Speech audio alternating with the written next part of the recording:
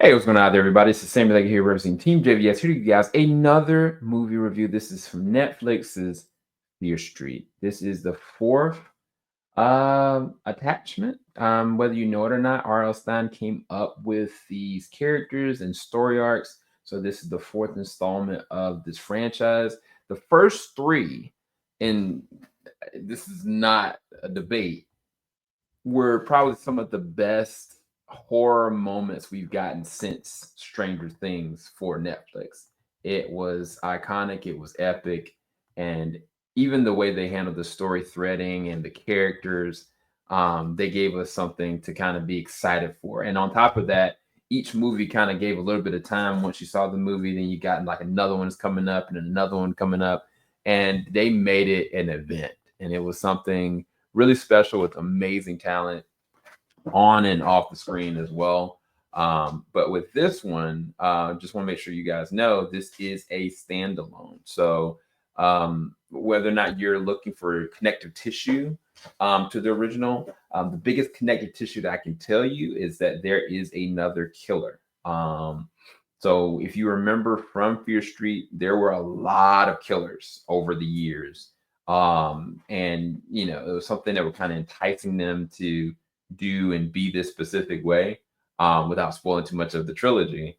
And unfortunately for this prom committee in 1988, the killer is dead set on killing for whatever reason these people that are at prom. So I'm gonna go through a little bit of the cast. The cast includes some good actors in it. The biggest highlight is Ariana Greenblatt. If you don't know who she is, check out Barbie, check out Infinity War, check out. There's a lot of different films that she's been in, and she's very talented. She's even the young Ahsoka, so her work speaks for itself.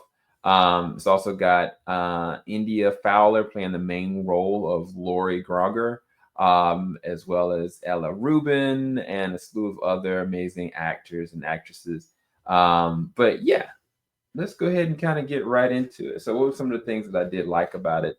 I think that the way they handled the deaths and the gore and the craziness that's actually happening, when it's on, when there's actually deaths happening, they do a pretty decent job with it. I think it's just hard because when you got like a era like right what we have right now, where you got Final Destination back, where you got Bring Her Back, where you got like other films that came out like last year, like Long Legs. It's kind of hard because the horror genre is like really ramped up. And so A24, of course, is behind a lot of that. So it's kind of like when you think about when Black Phone 2 comes out, it's going to be something special. But I think that the way that they started this out, as far as the deaths, I think they did a decent job with them. Nothing too connected for me. And unfortunately, that is about the only thing that I really dug into with this, because I think the thing that foundationally worked with the original ones is that there's a start and there's a beginning, there's an end. And on top of that, you got connective tissue, the characters that you're already invested in. And albeit there is a killer like roaming around killing and hunting these young women and anybody in their pathway, you don't unfortunately get enough time with any of these characters to even care. Truth be told, there are some good moments with certain characters that are funny. There are certain moments where characters are, you can empathize with their circumstance, but there's nothing, not one character on this that you're, in my opinion, connected to long enough to actually care. So it's kind of like when you have something like a new killer, and the new killer one doesn't have any connection to what you've seen in the original trilogy, other than him being a killer in Shadyside. Um, and then you have characters or actresses or actors that are there and they're doing it, but you don't really have enough time, or you don't even really necessarily care about what's going on with it. And what happens is, as the story goes on, once you get past the first act and you go into the second act, with each death or which each circumstance or like even the childhood drama stuff of it all, you're becoming more more or less interested. You really could care less about who some of these characters are. I'll give a really good example, like David Akano.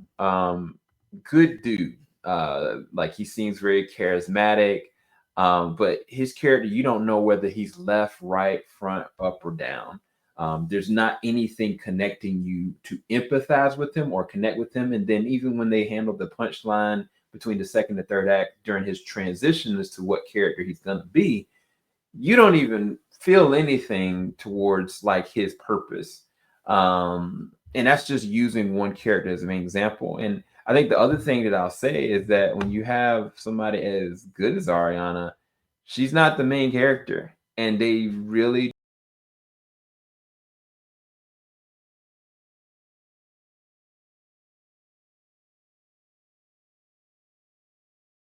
don't do much with her at all.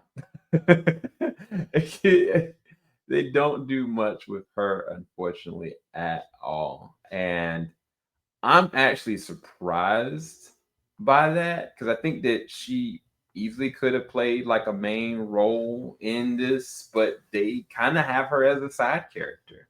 She's an afterthought, truth be told. And you got some other really talented, people in this film as well. I mean, you got Lily Taylor.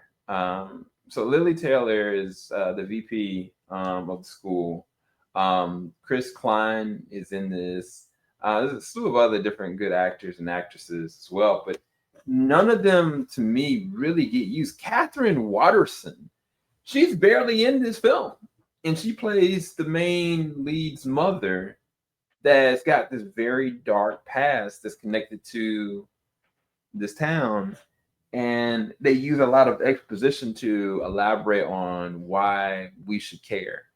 And unfortunately, again, we don't.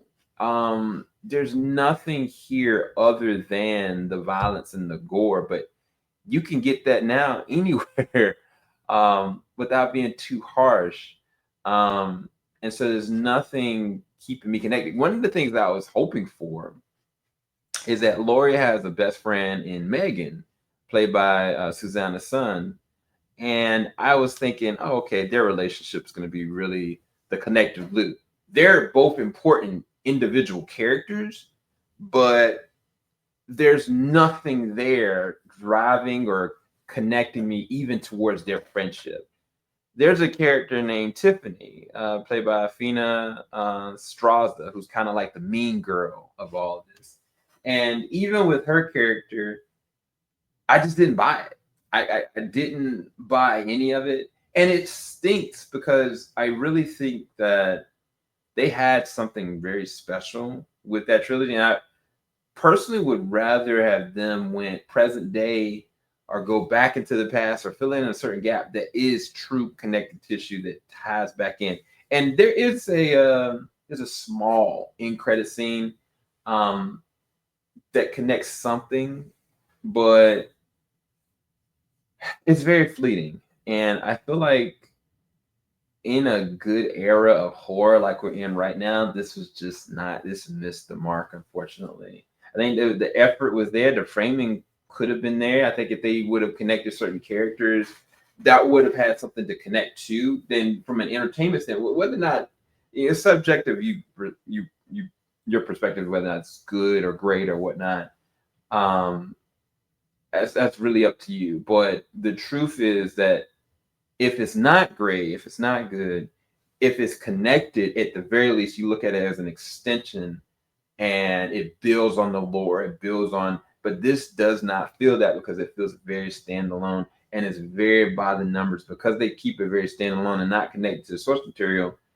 I mean, it's connected to the source material in terms of the books, I'm assuming, but it's not connected to anything remotely from what you've seen from the trilogy. And the trilogy is really good. Um, so yeah, that's the unfortunate thing. But I want you guys to let me know what you think when you get to check out Fear Street Prom Queen.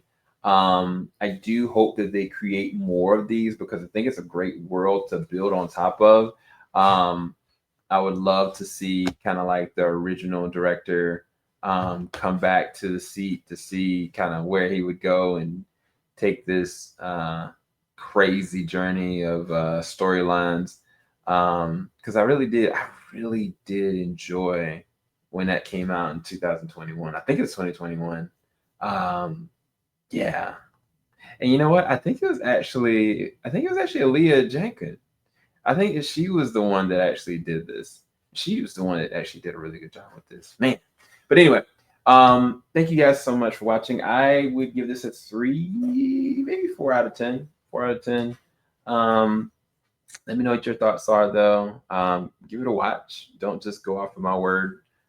It will be releasing very soon, and I'd love to get you guys' perspective on it. And heck, we can talk about it even more if you want to. So I'll talk to you guys later on. Make sure you like, subscribe, hit the bell button. Thank you guys so much for watching. I'll talk to you guys soon. Peace, people. Can't even go away. It really won't let me go away. What is happening?